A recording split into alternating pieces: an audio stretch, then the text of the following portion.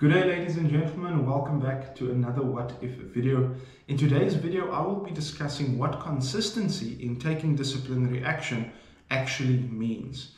Now, as you are aware, from a substantive fairness point of view, employers must be consistent in taking disciplinary action against employees. Failing to act consistently may result in the disciplinary action or the dismissal being found to be substantively unfair. The principle of consistency is referred to in item 7 of the Code of Good Practice on Dismissal, and there's two types or two forms of inconsistency.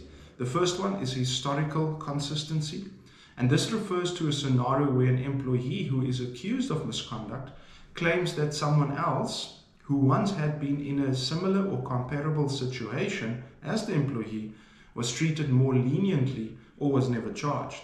The second form is contemporaneous inconsistency, and this refers to a situation where an employee who was involved in the same act of misconduct as another employee or group of employees claims that he or she was being singled out for disciplinary action.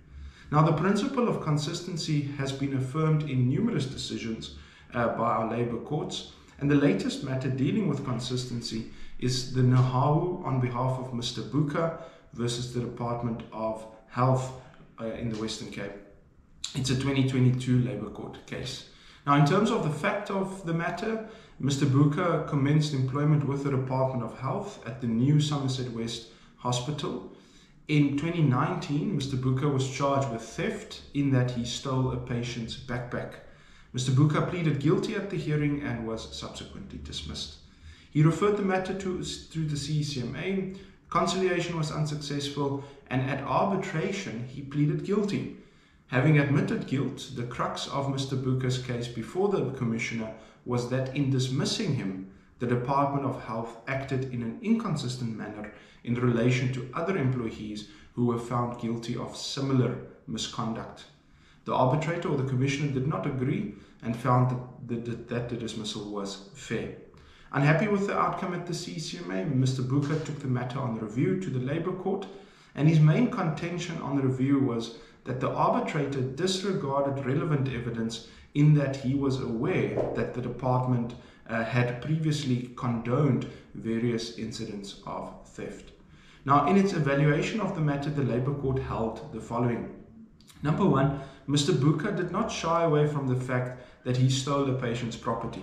On the contrary, he was brazen about his misconduct, which is criminal in nature. The judge held that case law supports Mr. Buka's argument in respect of inconsistency. However, there are no cases which the inconsistency principle was applied to serious misconduct, such as theft.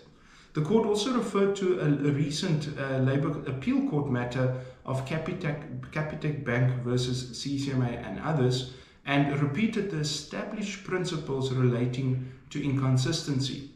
What is important to this case is that the court in the Capitec matter said that where an employer shows a legitimate basis on which to differentiate between employees, whether due to their seniority, their personal circumstances, the severity of this misconduct, or due to other material factors, no inconsistency will have been proved.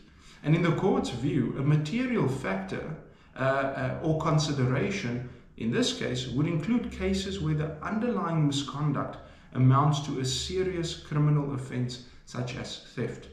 So the court held that it cannot be that employees can engage in blatant criminal conduct and then argue that they should not be dismissed because others who have committed similar crimes in the workplace were not dismissed.